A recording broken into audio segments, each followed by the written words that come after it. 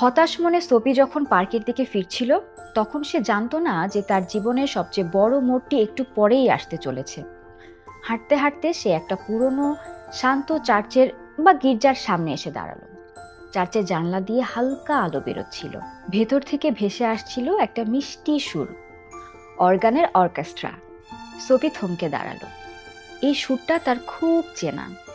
এই সুর সোপিকে ফিরিয়ে নিয়ে গেল তার অতীতে, সেই দিনগুলোয় যখন তার একটা সুন্দর পরিবার ছিল, মা ছিল, জীবনে স্বপ্ন ছিল, আর ছিল একটা পবিত্র মন।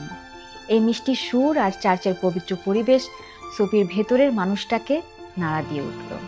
তার মনে হলো সে আজ কতটা নিচে নেমে গেছে। অলসতা, ব্যর্থতা আর অপরাধের এই জীবন সে আর চায় না। সোপি নিজের মনেই প্রতিজ্ঞা করল, না, আমি আর এভাবে বাঁচব না। আমি এই নরক থেকে নিজেকে টেনে তুলব। একবার এক পশমি পোশাক আমদানিকারক আমাকে গাড়ি চালকের কাজ দিতে চেয়েছিল।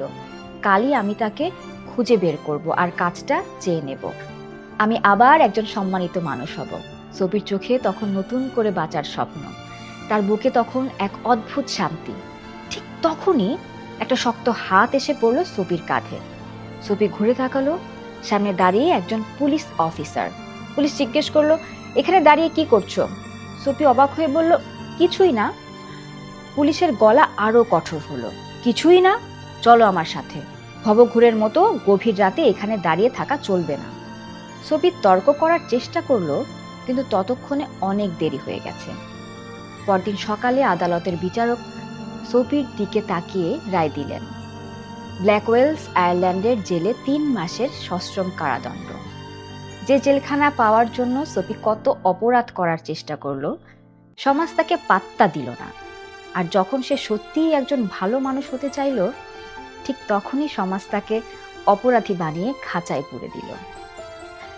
শুরুতেই বলেছিলাম না, জীবনে কখনো কখনো এমন হয়, যখন চাই তখন পাই না, আর যখন আর চাই না তখনই পেয়ে যাই। এটাই হয়তো নিয়তির সবচেয়ে নিষ্ঠুর পরিহাস।